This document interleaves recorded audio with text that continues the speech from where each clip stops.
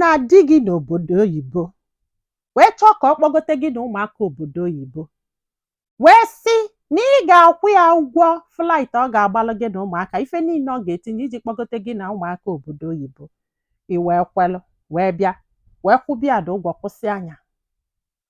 Ọ bụrụ na ọ yọba gị gbaghalị ya na ya mekwenu mistake nke ịkwụsịgokweli ụgwọ ọpịyọta na gị gbaghalị ya na ya mee mistake nke nwa ị ga-ekwe?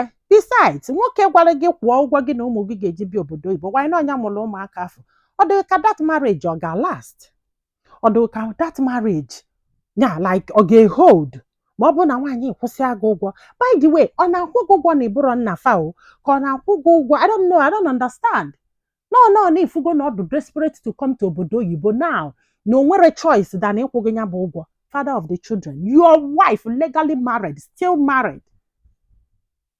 Maka echi niile akọba achụpụ nwoke n'ụlọ amama onye a ga-asị na ọfọt ya nwaanyị ọ ga-agbaghalụ nwu gị ụdị ife anwa gị na-ebikwela? Agbarakwa m onwe ndị ga-agbaghalụ nanụ na-eji n'ife nkwu wee jọji ndị be anyị. Daalụnụ ka ọ dị n'ụbọchị ọzọ.